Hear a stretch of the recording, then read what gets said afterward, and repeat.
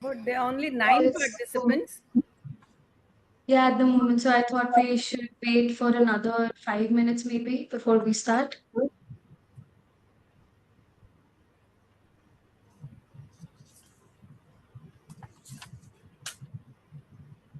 We'll start at 4, 5 exact.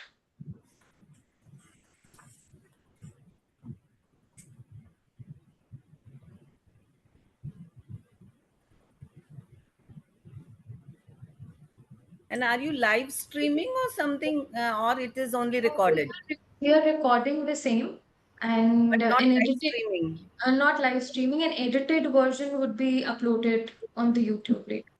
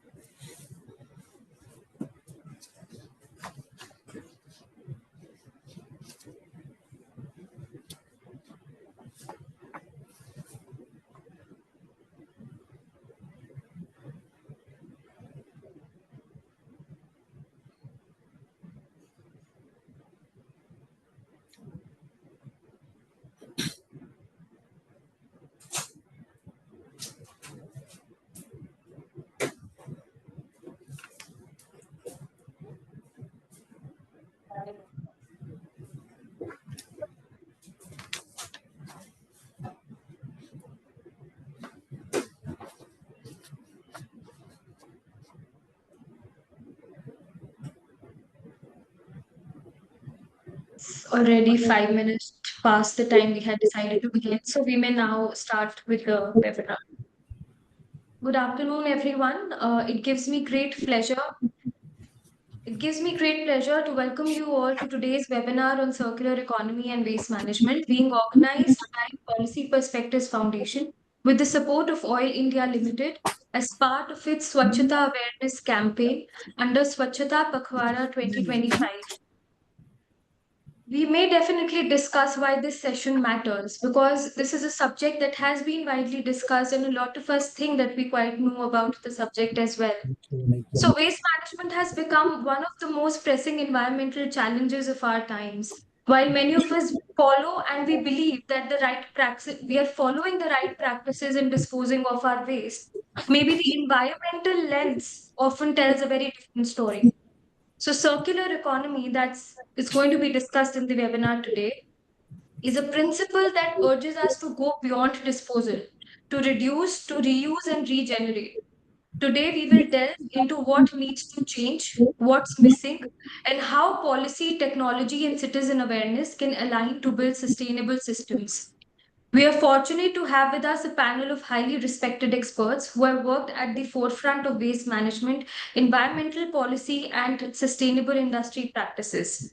I welcome and introduce our distinguished speakers, I would like to also take this opportunity to warmly welcome J. Puran Barua, Chief General Manager, Oil India Limited. As you all know, he's from the HSC department that stands from Health, Safety and Environment, a vertical that is central to Oil's India's sustainable commitments. So I welcome you, sir, and we would be grateful if you could share a few words with us to set the tone for today's webinar. Over to you, sir. Thank you. A very good afternoon to everybody. It is indeed an honor and privilege to welcome you all to today's session on circular economy and waste management, organized as part of Shashwata Bhagavata 2020. On behalf of Oil India Limited, I extend warm greetings to our distinguished panelists, industry experts, colleagues, and participants joining us from different locations. As we gather here today, we affirm our commitment to the national vision of Swachh Bharat and sustainable development. Swachhata Pagwara spearheaded by the Government of India, has evolved into a powerful movement that encourages not only cleanliness but also accountability, behavioral change, and innovation across sectors. In Oil India Limited, sustainability and environmental stewardships are deeply embedded in our corporate ethos. As one of India's leading energy companies, we recognize our responsibility to integrate environmentally sound practices into every aspect of our operations, from exploration and production to our community initiatives. The theme of today's session, circular economy and waste management, is particularly significant. In a world of finite resources and growing environmental challenges, the shift from a linear to a circular economy is no longer a choice but a necessity today. Circularity not only reduces waste but also creates value for rethinking how we design, use, and recover materials. In the oil and gas industry, waste management is not just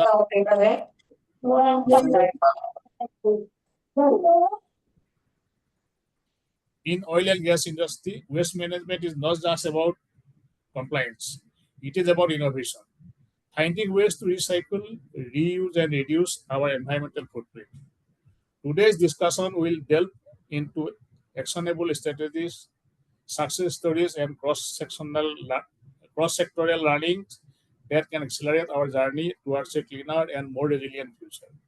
I am confident that the insights shared here will inspire us all to embrace sustainable practices, both at the organization level as well in our individual lives. So let us take this opportunity to affirm our commitment to environmental stewardship and responsible resource management. With that, I now invite our respected and expert speakers to take forward in today's learning journey. So thank you, and I wish session a great success. Thank you so much, sir. Thank you for setting the tone for today's discussion. With that, I would now like to welcome and introduce our key speakers for the session. For the first speaker for the session is Ms. Sanchita Jindal. We are privileged to be joined with Ms. Jindal, a highly respected environmental expert with over 40 years of experience. She has served as advisor in the Ministry of Environment, Forest and Climate Change, Government of India. She has been instrumental in the development and notification of India's most important waste management policies, including rules for solid waste, plastic waste, e-waste, and biomedical waste. She was also a key voice in introducing concepts like circular economy, extended producer responsibility, and zero landfill into Indian regulations. Welcome, ma'am. The next speaker and also the moderator for the session is Mr. Ulhas Parlikar. who has over 36 years of industry experience across R&D, project engineering, and sustainability leadership. He's played a pioneering role at ACC Limited in promoting co-processes and waste to energy solutions. So his work spans over 40 capital projects, and he has helped extend India's sustainability expertise to other regions such as Africa and Gulf region. He's widely regarded as the technology and sustainable leader in the content and waste management sectors. Welcome, sir. With that, I would now like to brief about our third speaker, Mr. Shailendra Singh. Welcome, sir. The founder and CEO of Sustain Mantra. With rich experience in sustainability, packaging, and circular systems, he has held board positions at Indian Institute of Packaging, the Society of Plastic Engineers India. He brings sharp insight into sustainable business strategies and innovations in packaging and plastic waste reduction. With such experience and diverse panel, I'm sure that today's discussion will offer meaningful insights and actionable ideas. Let's begin our dialogue on building a more circular and sustainable waste management ecosystem. And with that, I would now hand over the platform to Mr. Pallikar. Thank you, sir. Over to you, sir. Thank you, Manika. Thank you, Mr. Puran Barua. It's a pleasure to participate and deliberate on this important subject of circular economy.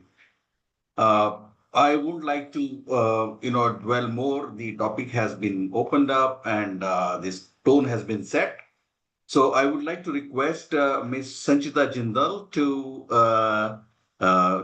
give us a very appropriate, elaborate kind of a idea on how the policy is helping to build circular economy in the country. So, Ms. Jindal, it's your floor now. You have 15 minutes to share your perspectives on this subject.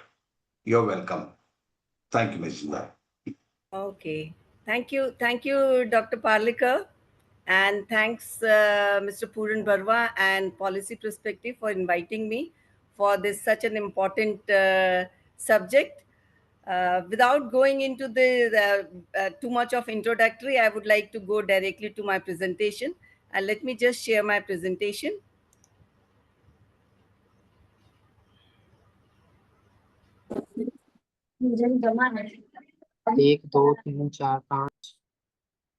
It's not allowing me to share. Okay.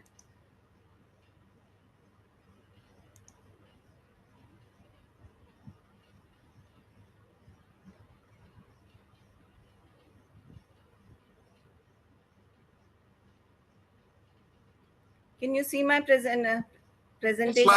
Yes, ma'am. We can see your presentation. Yeah. Okay. Okay. Thank you very much. Thank God. In fact, my main computer crashed yesterday only. And somehow I tried to wriggle out something with my old computer. And I downloaded some presentation which I had long back sent to myself.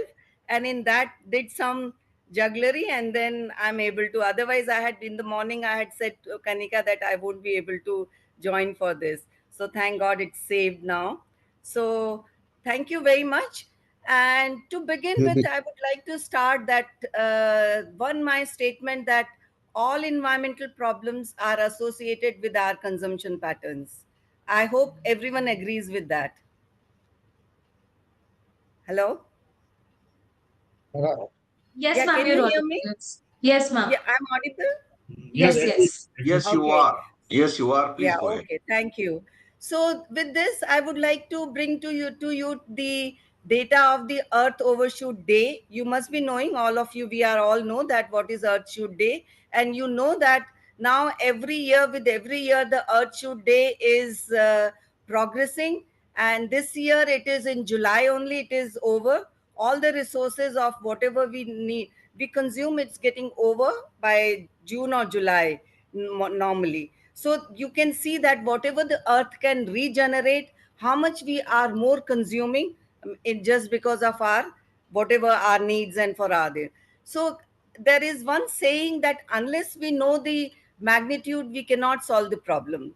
So I have tried to bring some statistics to the waste and the projections and the population. So we all know that our GDP growth is going to increase, projected to increase to 8.7%.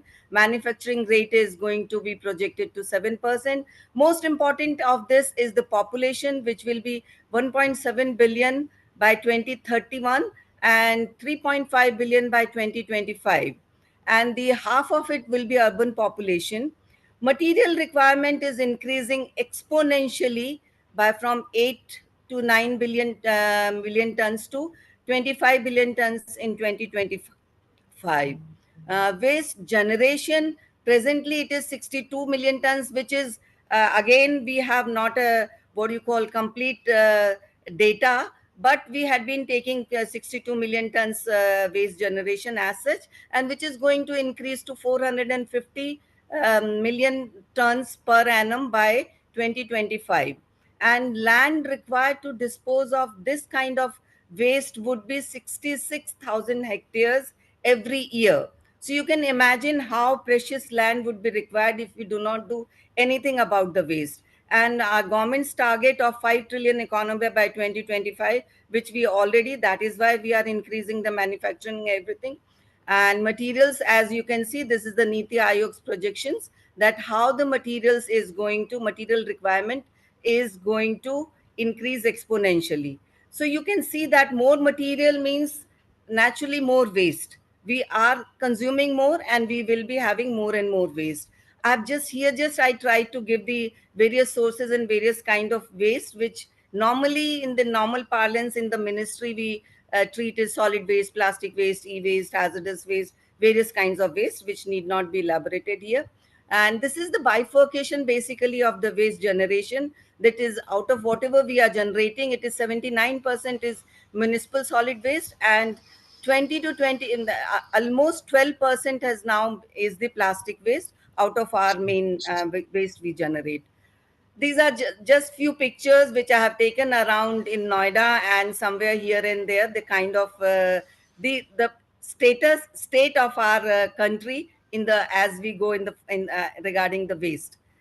This is the mountain city of our Delhi, we all know, and how we are generating and how we are disposing. And so coming to the figures, basically why I have started with the plastic, because plastic is the main big what you call very big subject now, and we see most of the everywhere we see plastic strewn around. That is why plastic has become the center focus of the everything. And in the in India also, like in our country also, first we started everything on the plastic waste only regarding the circular economy. So you know that we generate 400 million tons of plastic waste every year. Yeah. And 36% of this is single use plastic. Most important is around the world 1 million plastic bottles are purchased every minute, and 5 trillion plastic bags are used worldwide every year.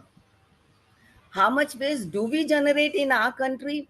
There is no authentic data because data is quite vary. When we were making rules, there was some other. Now the plastic waste seems to be reducing. I don't know how it is reducing, but we generate 9.4 million tons per annum of plastic waste. And we have become, as per UNEP, we have become the fifth largest generator of plastic waste. In the e-waste also, India has become now the third largest country on the e-waste generation, from 2 million tons to 4.1, which is in 5 years only we have doubled our waste in the e-waste generation.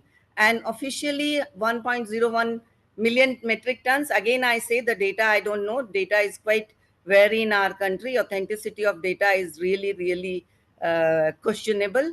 And global collection of e-waste is 22%, while recycling is only 2%. And in India, like on out of 5 trillion economy, 1 trillion economy would be generated by the electronic and electrical waste, electrical only. So we by 2025, we had a target of manufacturing 1 billion phones, 50 million TVs, and 50 million hardware devices.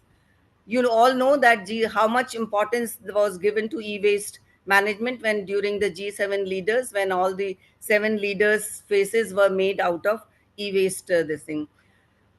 This we have basically in the country, general people understand only e-waste and plastic waste. But besides that, there are so many other waste which are going to be very, very big problem in the country. And in fact, if you all know that UNEP in 2015 has given the slogan for the World Environment Day, that 7 billion people, one planet, consume with care. And during that time, they had predicted that if we do not do anything about the waste, by 2050, we would be requiring 3 planets like Earth to accommodate our waste. And here is the proof of that, how much waste we are generating. Solar waste, 1.8 million tons of waste will be generated by 2025.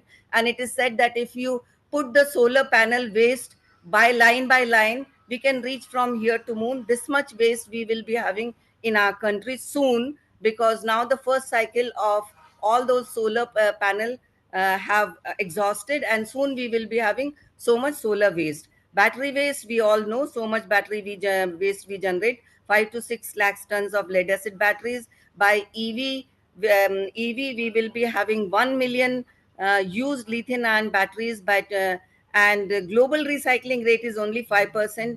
We do not have authentic, real good recycling technology in India still for the lithium ion batteries. So you can understand the government's target by 2023, how much waste we will be generating lithium ion batteries.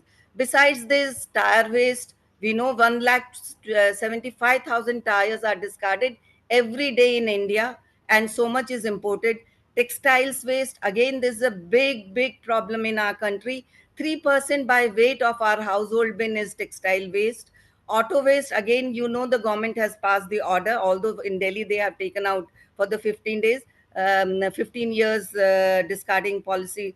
Just now they have postponed it, but 2.4 million vehicles will reach end of the life by 2025, it is estimated. And more than 12,000 commercial aircrafts are to be retired in next 20 years. Besides that, coal ash, so much ash will be generated, although ash utilization is increasing. It is almost reached now 93 to 94%. So this is unheartening. But at the same time, if we put the FGT, again the gypsum will be generated, and how it will be accommodated and used, we do not know. These are the normal pictures of our country of the waste. So coming to having known the magnitude of the what you call the waste, now we need to see that what is the solution. And solution, so far, so many big brains, huge brains in world over, people are talking about sustainable waste management, and that can be achieved only through circular economy, urban mining, and eco restoration. These are all three, four, and circular economy is the main what you call concept. Circular economy is only a concept. How the implementing instruments are quite different. But circular economy, and what exactly is circular economy? It is nothing. It's like a goal circle. So everything, all the material keeps moving in a circle. There is nothing goes to the landfill site. There is no, when we were making policies, we used to say cradle to grave analysis. But now there is no grave, only cradle to cradle. Means instead of take, make, dispose of, you only in circular model, you take, make, and make, and keep making. Somebody's waste is resource for somebody else. So material is in the loop for longer duration. That is circular economy basically. But in this circular economy, the ultimate aim is to eliminate waste completely. And it is not only the life cycle analysis. In circular economy, we do the complete life cycles analysis of each kind of waste and each kind of product. There's a famous butterfly, what do you call, butterfly model of Ellen MacArthur, which is very self-explanatory, that they have explained it circular economy very nicely, that what are the components of circular economy is share, maintenance, reuse, refurbish, remanufacture, recycle. And in the biotic also, you keep giving back to the soil or the environment. This is the basic principles of circular economy is waste is not considered as waste. Kuda hai nahi. Kuda is all wealth, which is resource basically for now. And there's a big time now, the shift in the country all over the world. Now people have really realized that this has become a sunrise sector, and people are now jumping into getting the way, that is those resource out of these waste. The second biggest premise of the waste is there is no landfill, and all our rules, waste management rules of 2016, had this basic premise that nothing, zero waste to the landfill, only the residual waste will go to the landfill, remaining all either will be recycled, reused, refuse, remanufacture, all these. And the waste hierarchy, all the rules has also given the waste hierarchy, where we all know, we had been listening to all these, nothing new in this. Basically the waste minimization is the first one, reuse, recycle, and ultimately landfill is given only the last priority. But here I would like to mention that incineration of waste just like that is not considered, not allowed in the country. It is waste to energy. If we are generating energy out of incineration, then only it is allowed. Why circular economy? We all know that circular, when there is no waste and the waste is used by someone else as a raw material, then naturally the whole economic cycle will be changed, and it will be an economic environment as well as the economic opportunity for the industries and for everyone. There will be cost reduction, less emission, growth of less resources, longevity and sustainability of the products will be there. And then we will be having these are the sharing, renting, repair, all these are the models of circular economy. By this we maximize the product value of the product. And the biggest what you call principle or the outcome of the circular economy is the redesigning for the environment of a product.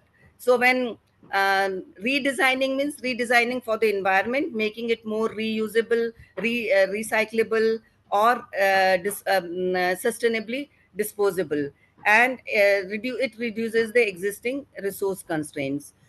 How to achieve circular economy? There are quite a number of models available here, that is reverse supply cycle, life cycle analysis, transformed through recycling, upcycling, downcycling, sharing. In fact, this is the UN document which gives complete what you call and this model for the circular economy, which are these are the components that regenerate. Share is the cars and rooms and Oyo and Airbnb. These are all big models of the sharing. Regeneration, again, shift to the renewable resources, optimize, loop, virtualize. All these virtualize, all our meetings have now become virtual. So virtualize the things, digitize the thing, because the physical resources will be lesser and lesser, and explore more and more.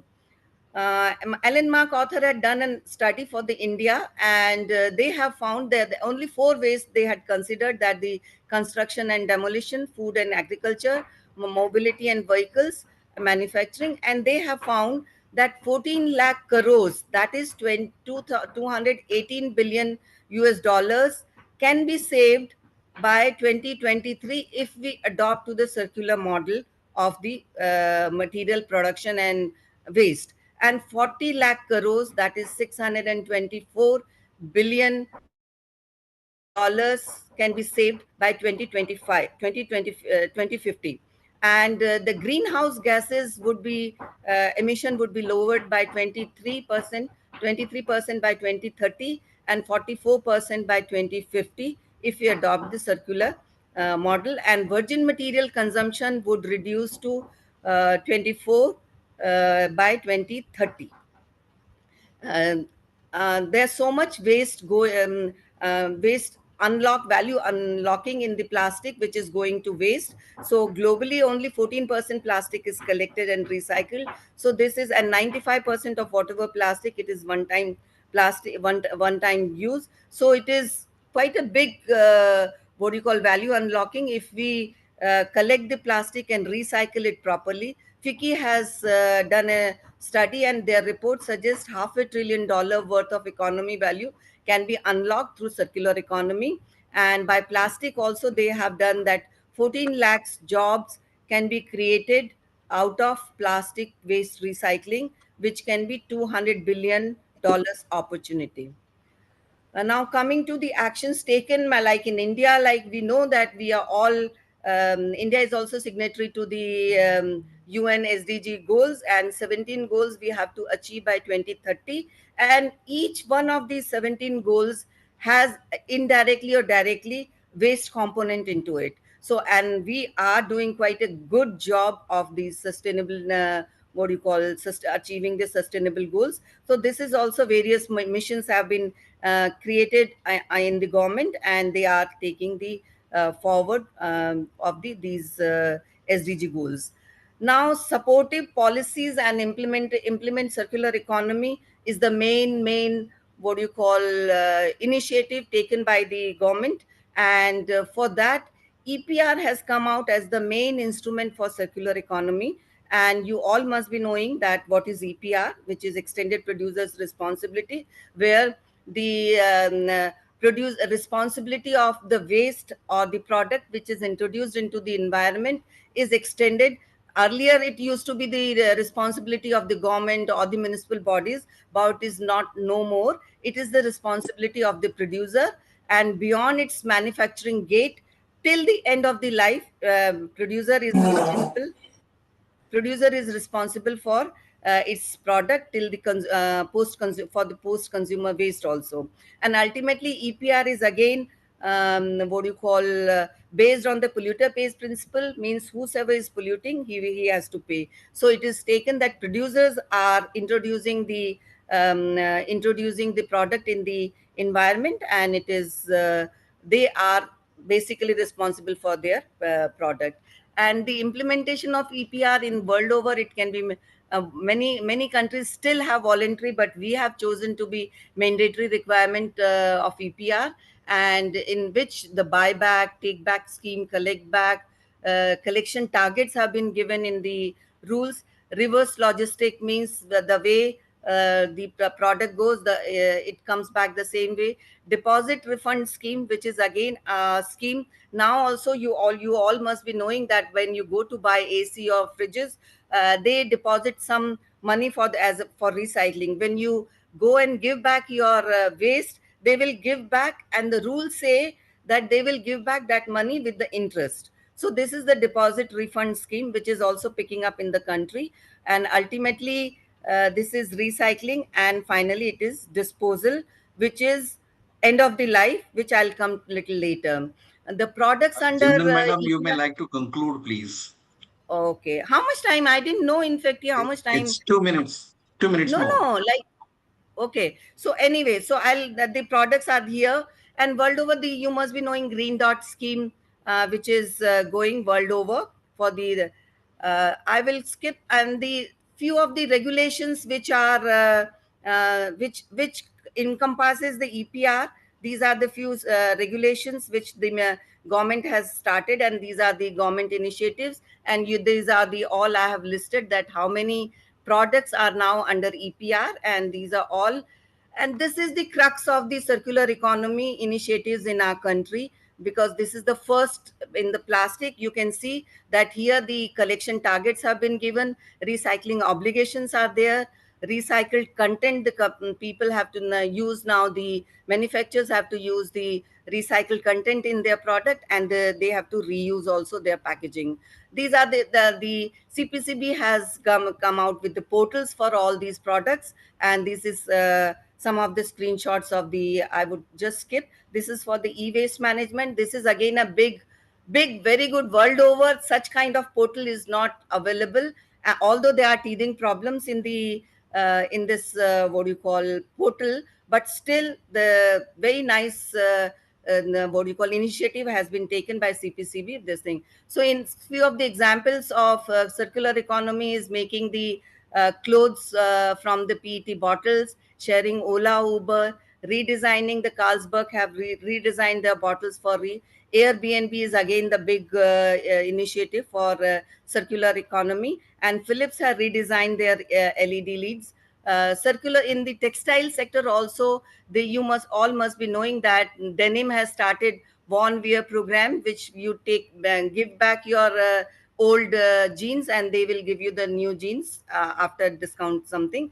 And the world over in Europe, there is a monthly subscription fee model where you can subscribe to a site.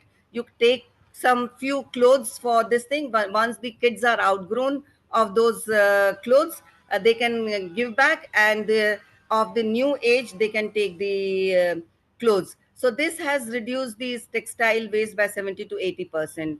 In CND waste, this is the every 100% CND waste is now recyclable. This is a big big example of circular economy. HUL has initiated liquid detergent dispensing machines in the malls. So how much you want, that much only you take your bottle and they will. This is again, the Nestle has started a scheme that you give 10 wrappers of your Maggie and they will give you one Maggie free still. So what we all can do is, let's do our bit. That the one message which I would like to give, the segregate. This is the backbone of the circular economy, and unless we segregate, then only the material can be the most can be recycled. And these are the some of the decentralized treatment. Again, we have introduced in the rules where the you don't have to take the what do you call wet waste till the to the landfill, and you can treat it at home itself. So there are some models about the and you can one need to include the informal sector also. We used to use more and more products made of recycled material in the country. We need to, world over now, the emphasis on the repair, and this is a big movement. We also need to now start go for more and more repairable repair of our articles rather than throwing them just like that. And this is the end of the circular economy, basically, which I would like to end my presentation with this, that 9 hours of circular economy, where in the last one, the rethink is the most important. That whatever we do, we rethink about what do you call, whatever our action about whatever new product we are buying, please rethink before that. And here I would like to reiterate in the end, 7 billion dreams, one planet, consume with care, which was the slogan of World Environment Day. But it is the most apt slogan for circular economy itself. And the rethink before use and use with care. In the last, this is not the part of the circular economy, but I would like to give the message that please plant trees. We are the least one. You can see the per capita tree, this thing, how much, and there is no planet B. And I would like to bring your attention to our ministry's logo, which is nature protects if she is protected. Prakriti Rakshite Rakshita. Means we need nature. Nature doesn't need us. We need to protect the nature. So, and we can protect nature by more and more going for more and more circular economy. Thank you very much. Any questions? That would be most. Thank you, ma'am. Thank you, Jindal madam. I think that was a very, very apt and yeah, very elaborate kind of a illustration on how the government is looking at solving the problem of waste and bringing in circular economy in practice. So thank you very much. It was a great thing. We'll have the questions at the end. And now I would like to invite Mr. Shailendra Singh. Manika, I'm twisting the cycle which you had proposed. So may I request Mr. Shailendra Singh to, give his submissions to the audience? Yeah, so at the outset, let me thank Policy Perspective Foundation and Oil India for giving me this opportunity to be with you and share some of my thoughts. I must also thank Sanchita ma'am, because I think she's made my job pretty simple, because she covered a lot of things in detail, and she's helped scope the size of the problem, and of course given a very good perspective of what the world is doing. So where I'd like to spend my time is go about how do we make this happen. Right at the beginning, for the last 10 years or so, there's been a lot of dialogue, lot of efforts, and so on, but on the ground, one doesn't see any real change yet. And so, how does one make this happen? So, thanks to Sanchita ma'am, she covered this. But essentially, this represents what a circular economy would look like. I personally like this, but I think it is a little short in terms of explaining circular economy, because as you recycle and refurbish and reuse and so on, which is you want to keep materials in circular loop, correspondingly, there has to be equivalent amount of reduction of resource extraction, which this diagram does not effectively cover. But that's a critical part of circular economy. I also like to say very often that the critical word in circular economy is not circular, it's actually economy. And if you want to create an economy, there are various facets of creating an economy, which I'm going to cover in my coming slides. But thanks to Sanchita ji, she explained this very wonderfully. Let me start with the obvious, So is plastic the hero or the villain? We all remember the time of COVID. We remember the masks, the sanitizer bottles, the vaporizers, the oxygenators, and so on. Almost everything you can see here was made out of plastics. And it was really at the forefront of fighting COVID.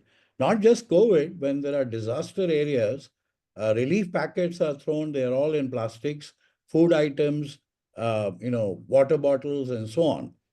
More importantly, I think as you look out to the future and you look at what are the technologies that we are talking about, whether it's EVs, whether it's solar power, whether it is, I would argue, even artificial intelligence, anything that you can think of, you cannot make that happen if there was no plastic. So plastics played an important role in the past, and it will continue to play an important role in the future. So I'd urge the audience to keep this in mind, that it's not the material, it's how we handle the material that ought to be addressed. Plastics actually is the youngest of all materials discovered. It's got a history of about close to 100 years as compared to other materials like paper, metal, wood, which have been around for thousands of years. If you want to look at what the system is, then this gives you a conceptual framework of how does it start and where does it end. So if you see at the top left-hand corner, you from petroleum products, you make monomers, they make polymers, you convert them through a process into plastics, and then you use them, and either you use them and you collect them in a right manner. And then on the right-hand side, you can see various technologies that can be used to recycle these plastics. But on the left-hand side, if you just litter it, what you see is uncollected waste, visible litter that irritates everyone and causes all the problems that we see. Plastics, of course, has been in the eye of the storm for the last, I would say, 10 years now. Many of you would know that the United Nations is conducting a global plastic treaty negotiation. That's in its 6th year of discussions, and yet we don't see a closure in terms of what that plastic treaty would look like. So it's a complex situation. India is not the only country affected by it. There's a lot of countries, globally that are trying to tackle this situation. But conceptually, this gives you a little overall view of how plastics is made and how they could be recycled or what could be done with them. Let's come to India and let's, talk about the plastic waste conundrum. Sanchita ji very, very accurately mentioned not just what the plastic problem is, but what other problems are there and how they will expand in the coming 10 to 15, 20 years as India becomes a developed country. But what I'd like to draw your attention to is the bottom part of the graph, which talks about what is the social dilemma that we have. Very often we discuss about technology and everything else, but we forget the social implication. India has a large population of rag pickers who currently, out of a population of about 4 million, only about 74,000 have been recognized, in terms of having a basic identity card and Aadhaar card and so on. India, however, if you look at the graph at the bottom in the middle, India has a high recovery rate of over 90% of at least PET bottles, which is higher than any other country in the world. And then when you look at the graph on the right-hand side, the waste picker earnings in India are amongst the lowest of countries that have been used to compare. So there's a social dilemma. 4 million people in a developing country, fourth largest economy on purchasing power parity. 4 million people don't even have a basic right that each one of us take for granted. And this is something I want to keep in the mind of people as we talk about how we transition to a circular economy. I'd also like to draw your attention to the fact that waste management or waste is not something alien to us. It's been the source of inspiration has been in our Indian ethos and culture. Very often in Sanskriti, we talk about Prakriti Purush, which means nature's man. In many villages, there is a ceremony called Ghura Pujan or Kachra Pujan to show that that kachra has value. Many of you know that during Diwali, the jhadu is actually a puja is done of the jhadu because it keeps our house clean, and Goddess Lakshmi only enters that house which is clean. So there are a lot of such things. If you go back in our culture, in a rich culture, that somehow over the years we have seemed to have forgotten. Bringing it down to today's world or today's times, India also has a very rich legacy of recycling. Paper has been recycled for over 40 years in this country, and there was a very good economic reason why this has been done. PET bottles have been recycled or repurposed, depending on how you look at it, into fibers from which apparels are made. And God knows that for 1.4, 1.5 billion people, textile and clothing, roti, kapda, or makan, is very, very important. This industry has been around for 30 years, way before plastic waste management rules came to India and the sustainability became a buzzword. Some of you may be surprised to know that the recycling industry, the polyester fiber recycling industry, currently stands at about 15,000 crores. About 25 to 30 companies in India do this for a living. And all of this, dare I say, has been developed on the backs of the rag pickers who pick that PET bottle from the road that we so carelessly dispose. So, little context about India and what are. This is a slide I'd want to share with the audience. This is something we see and we don't see. We talked about, there's reuse and refurbish, but I bet you in every city and every town in India, within 1 kilometer's distance or wherever you stay, you will find these people on the roads who alter your clothes, who will fix your mixie, who will fix your kitchen pan, who will fix your shoes, and so on. These businesses have been around for more than 30 years that I can imagine. I remember seeing them when I was a kid. You'll be surprised to know that Europe has lost this ability to repair and refurbish. And they are actually introducing regulations so that companies are forced to refurbish and reuse. But this is a section of community that we see and we don't see. I particularly like to call them the circular economy frontiers or the soldiers who actually have maintained India from point of view of making sure that things are not used and thrown, they can be repaired and repaired at a very marginal cost. Let's get down to the subject of the day, which is, how do you create an effective plastic waste management system in India? And I'd like to draw your things to what I said earlier, that this is about creating an economy first. Second, this is about collaboration. No single stakeholder can make this happen. All stakeholders have to come together. And if you see the big buckets, you will see things like collection, segregation, finance. How do you finance the system, infrastructure development, regulations, and of course, consumer awareness. And the limitation of time, I'm going to just take a couple of them. If anyone in the audience is interested, they can reach out to me. What I'm trying to do here is go away from the narrative that we have heard over many years and look at some solutions that are not talked about as frequently as they ought to be. So, all of these wheels or spokes of the wheels have to come together if the effective system has to be made effective. And we all know that the waste management system, largely run by ULBs in India, is a broken system, completely broken system. It is being repaired, but it is being repaired at a very painfully slow pace that I don't think it can ever catch up with the amount of waste that's generated. Some of the figures that Sanchita ma'am shared earlier. So let's take the first one, which is collection, which is largely about reverse logistic models and about how you integrate the informal worker into the system. What I give you on the box on the right are some indicators. Sanchita ma'am talked about some buyback programs that a couple of FMCG companies are running. But let me tell you a couple of things which will be interesting for the audience to know.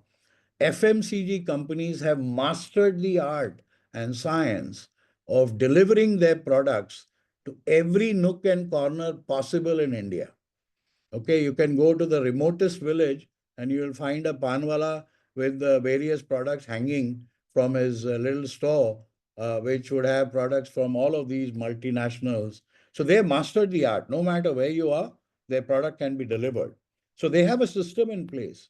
If that same system in place can be used to bring back, somebody's drawing some very interesting graphics on my slide. But anyway, if you can use that system to bring back some of the packaging material that is used, that would be such a brilliant thing. But we don't talk about that a lot.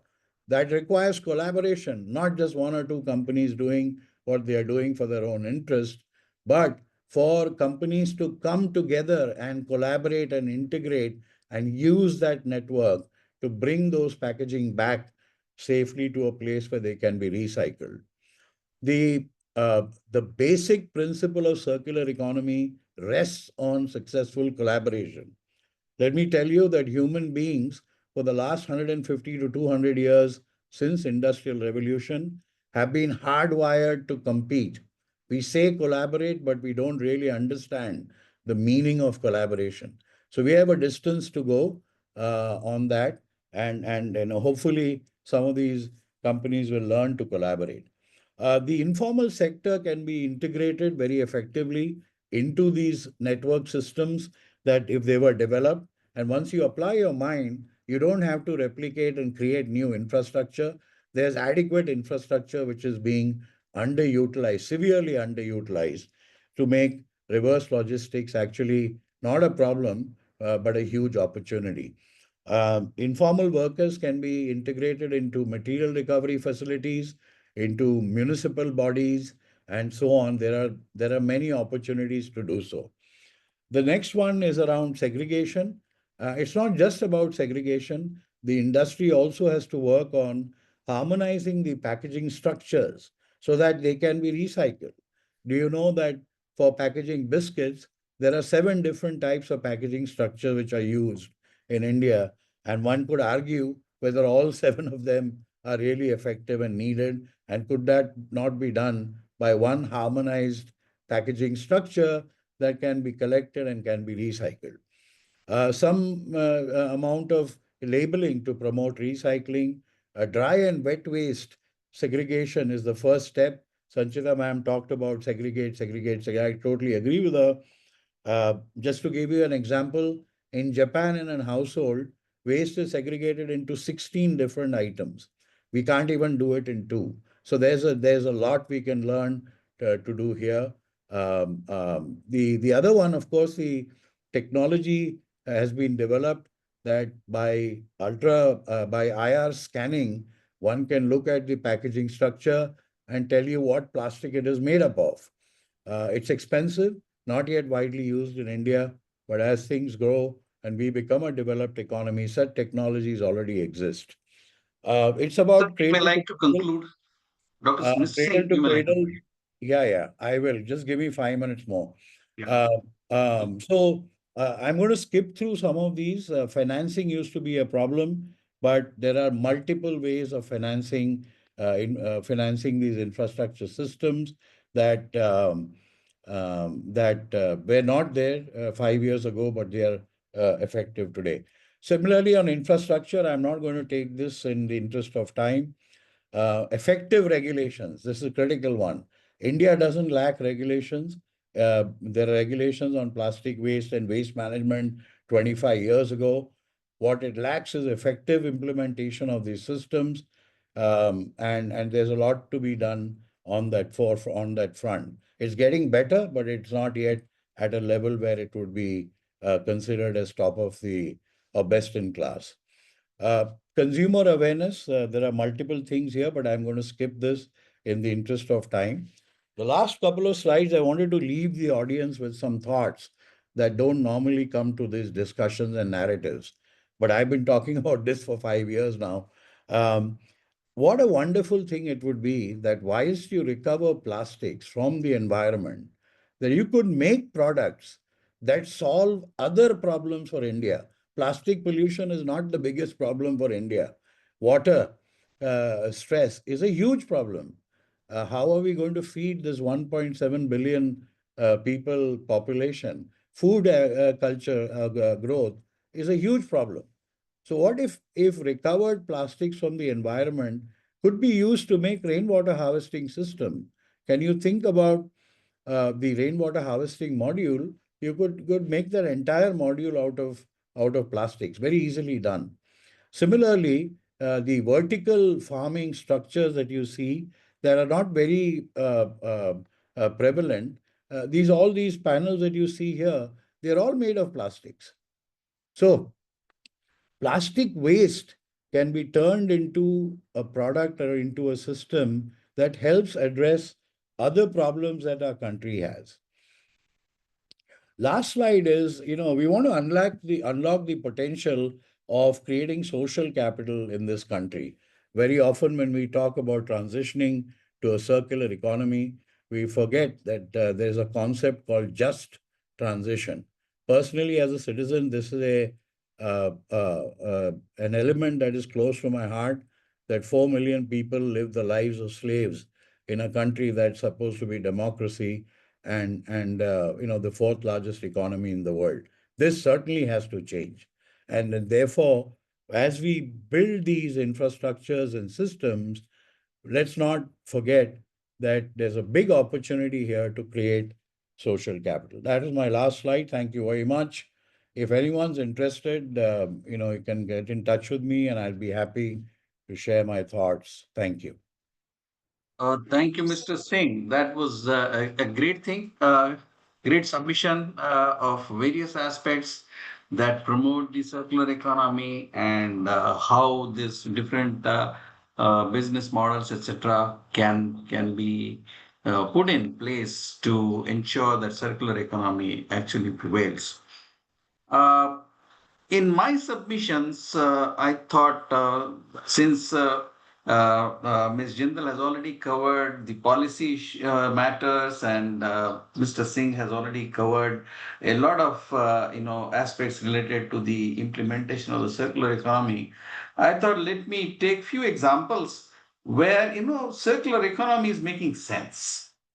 So going to circular economy, and I have not made any slides. I thought let me understand what has been, what will be, submitted by my previous speakers, and then I will try to, react to or provide some more different inputs on this aspect. So I would like to, illustrate some 2-3 different ways in which the circular economy has started gaining, importance in the country. So the first thing that I can talk about is the use of waste materials, as a economic kind of a instrument, So the waste per se is not a useful material. But if waste is converted into a form which is useful as a resource, then it starts gaining importance in the circular economy. So it's not just the waste which is going to be wealth, but waste converted into a resource is going to be the economic entity or a very important ingredient of the circular economy. And I'll illustrate this. For example, you have industrial waste like hazardous waste, non-hazardous waste, or you have the agricultural waste, which how they are being burnt into the field, and pollution is caused on account of that. Or you look at the dump yards that Jindal Madam talked about, which are there in Delhi, and they are there in the entire country, in every city, town, and even villages. It's where the waste material is just lying around. Question is, can these be converted into an element, a resource element, which can be utilized as an instrument in this circular economy model? And that's where, we had an opportunity of working as a cement industry. I'm saying I was a part of cement industry when this initiative was taken up. And the concept of utilizing this particular waste as resources in cement manufacture as raw materials and fuels was something that was introduced by us. And here, all kinds of waste, whether they are industrial hazardous waste or non-hazardous waste, or the agricultural waste or the municipal solid waste, you convert them into some kind of a resource to be utilized as fuels and raw materials. So when we started this initiative in 2005 or 4, there was hardly any utilization that was happening of such materials in the cement manufacture as raw materials of fuels. But if you look at today, you have approximately 4.5 to 5 million tons of wastes getting into the cement kiln as raw materials and fuels. It's a gigantic number. Although the more gigantic number is the waste which is getting generated, but the important aspect is that whole thing also can be utilized as a resource, So waste to wealth is possible in circular economy, and all this large quantum of waste that we are talking about is a potential material, potential element of the circular economy which can be utilized. So, earlier days, the hazardous waste used to be burnt, the non-hazardous waste used to be channeled or landfilled or burnt, or it used to get into the spurious markets. The agricultural waste used to get burnt in the fields. The municipal solid waste is just put into the dump yards. Today, a large amount of this material is getting utilized. One is, of course, the cement industry that I'm talking about, which the concept is called as co-processing. That means you process the waste materials as resources. Whereas it can also be utilized into waste to energy, where the same waste is getting converted into electricity or a thermal source for other applications. So today, the regulations is promoting the utilization of waste as resources, and that is actually triggering the circular economy to grow. Almost every cement company in the country is currently utilizing waste as resources. If you look at the waste to energy, several waste to energy projects are also getting implemented. There are some economic. Ma'am, can you mute your phone? Ma'am, can you mute your phone? Thank you. So there are several, opportunities for the waste to get converted into useful resources, and making them as an economic instrument into the circular economy. The next opportunity I would like to illustrate to you is the dump yards itself. So we talked about there are several dump yards which are around us. So can we have a business model around this dump yard so that, we can build circular economy around it. So we had an opportunity of working on that as a part along with GIZ. And then, we looked at the possibilities of how can we build a business model around that. So today, Sanchita Medal talked about EPR, Extended Producer Responsibility, which is a part of the regulation, and it is mandate.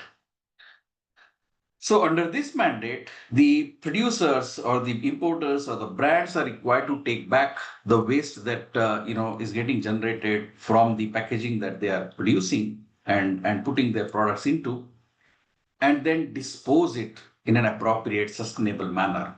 So they have to spend certain money.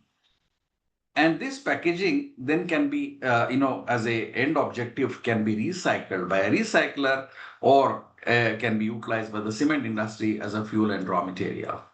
So these two policy instruments, one is the policy instrument of the EPR, and second is the policy instrument of the co-processing. So can we utilize these two to build a business model for remedying the dump yards? So we did that. The first project that we did was for the Prayagraj.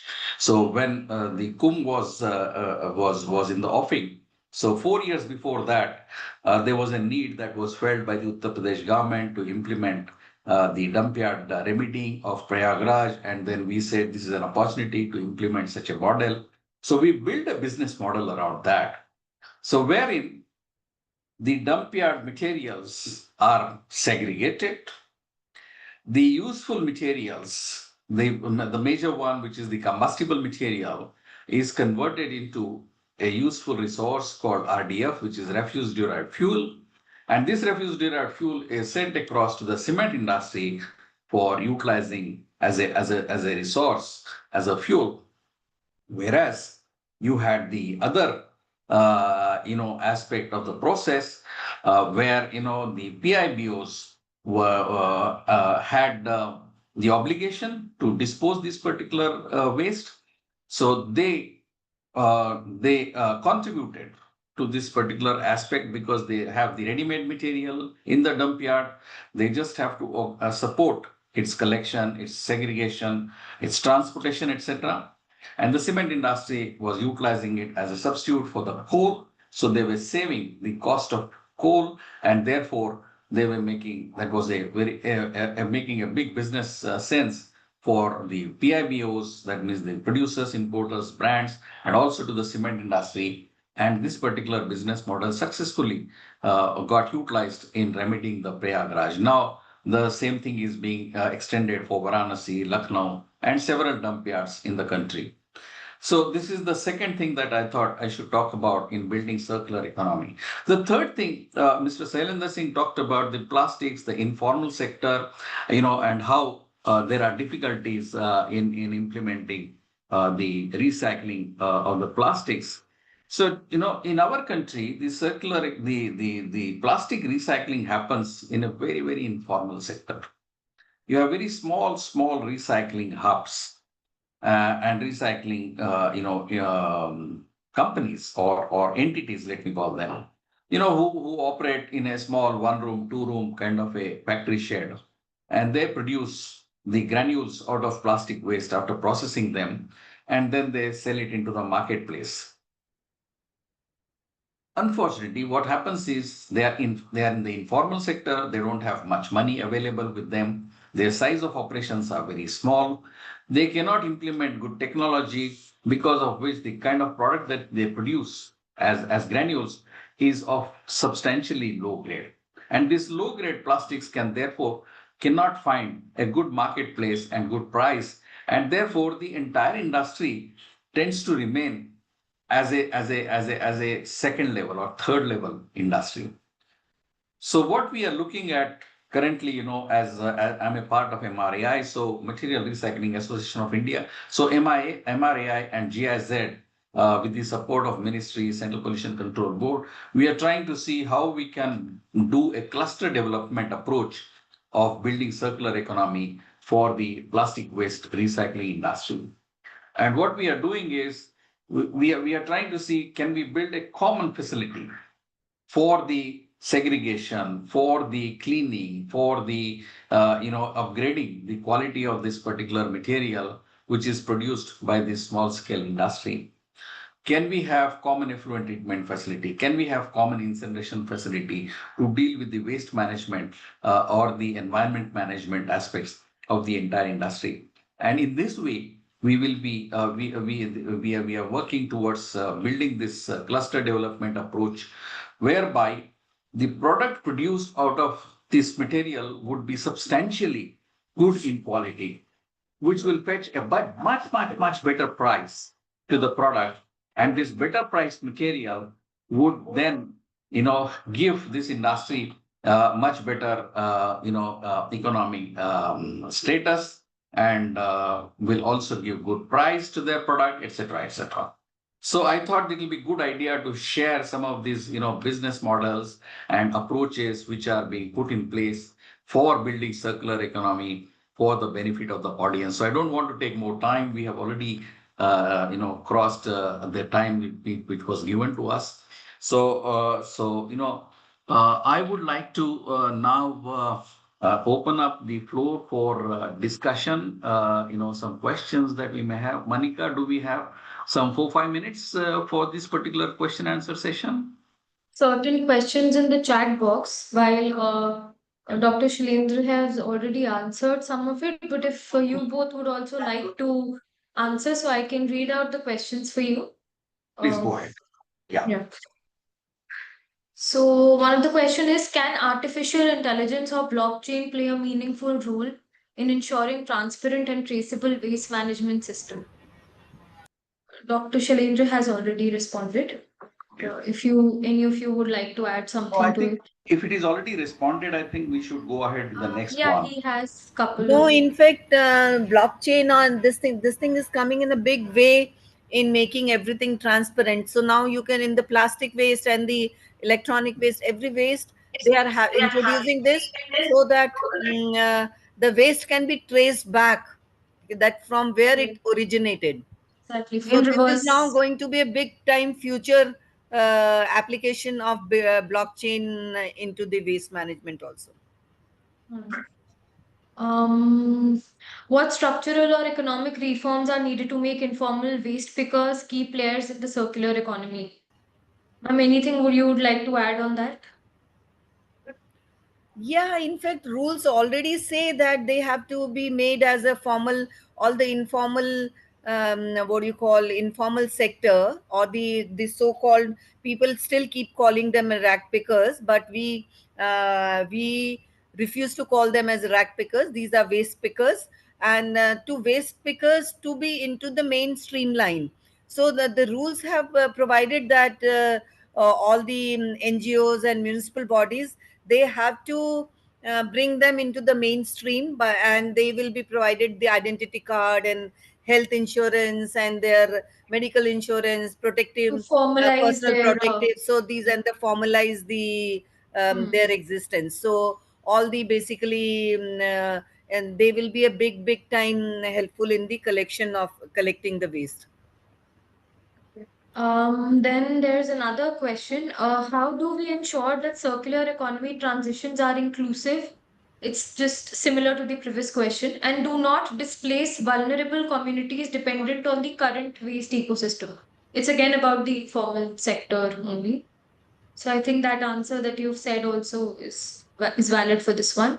There's another question. How can we overcome the psychological resistance to reusing or buying products made from recycled materials, especially among urban consumers? This is a behavioral related question, but it's nice. Would you like to add us? Shall I? I would like to, I would like to say that normally the psychology of the community or the people who are generating the waste, the packaging, etc., has not been aligned so far.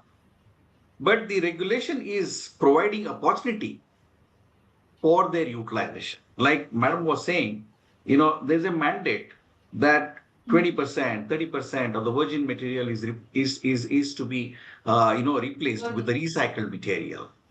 So once that kind of a mandate is there, psychology, I don't think becomes relevant. And other important aspect is that this particular the new trend, if you look at the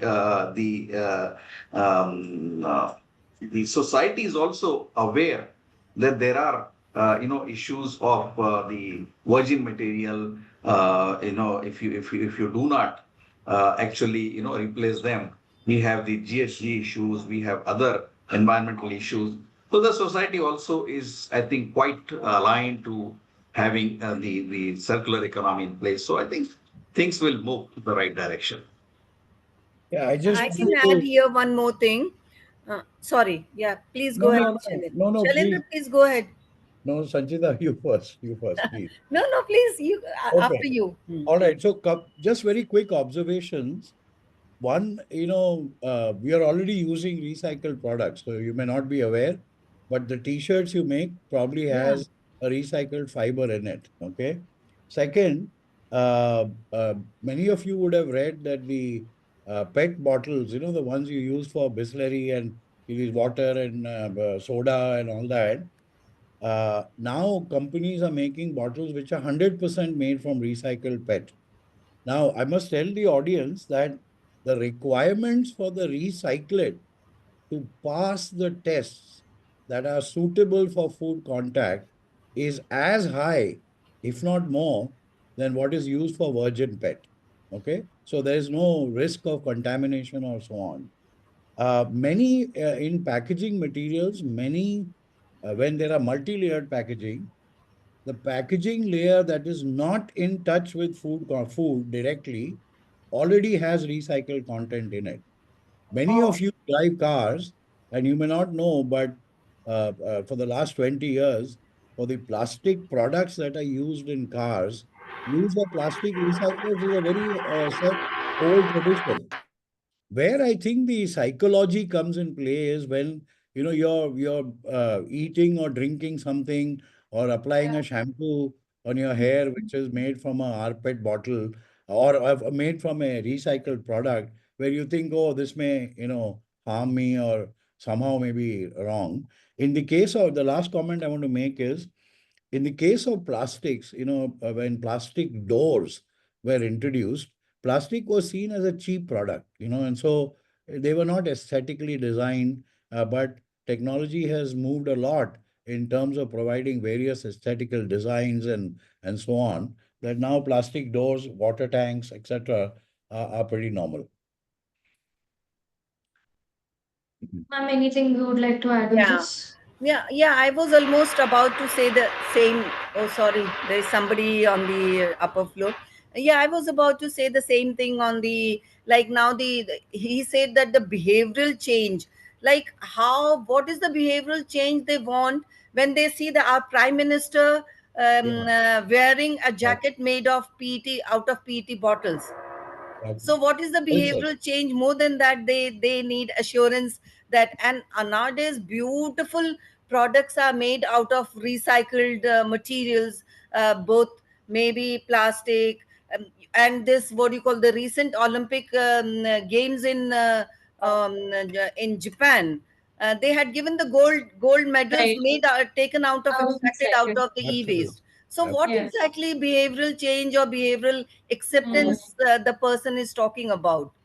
Rather, we should encourage such recycled materials, and you should adapt more and more, because more we consume the virgin material, more it will be pressure on the resources. True. Right. Thank you, ma'am. I think we don't have any more questions in the chat box. If anybody has any question, they can just raise their hand on the screen.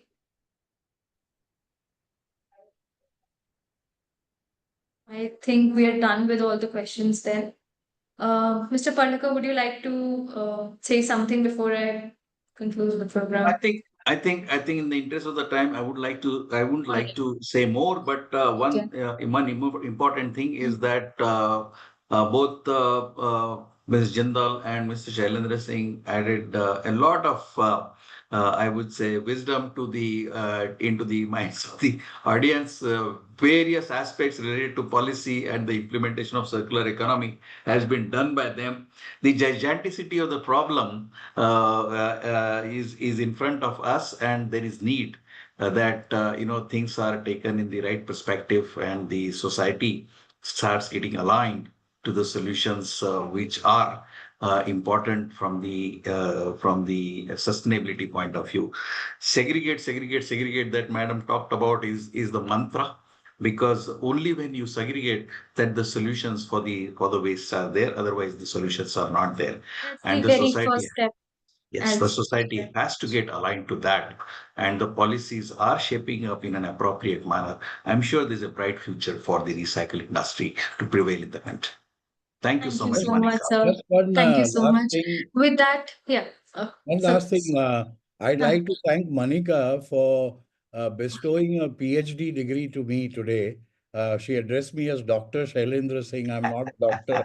oh, But thank you. actually, Thank my you team for helped the. me prepare the document, so I think Thank you maybe very it much. was communication. No, Thank you so but much, people sir. have, in so many years, people have called me Actually, Professor yeah, Jindal, Dr. Jindal, Professor yeah, Jindal. So yeah, they have yeah. conferred Yeah. so many PhD degrees. And in fact, Okay. we have worked so much in the ministry that it is more than 10 Yeah. PhDs. Okay. Actually, the experience and expertise Yeah. counts at the end of the day.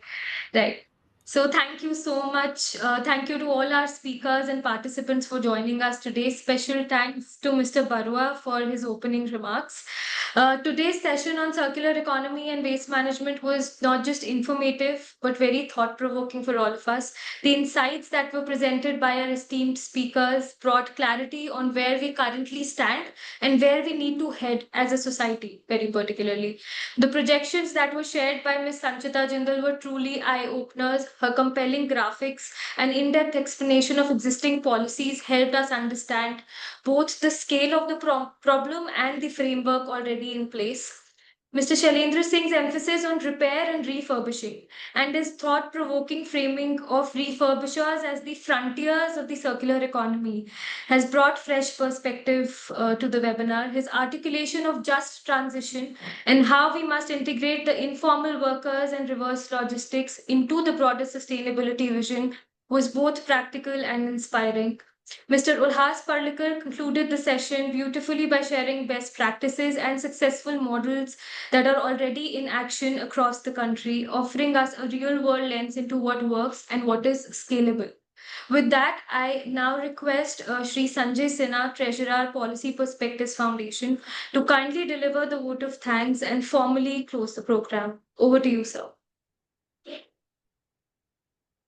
So you will have to unmute yourself.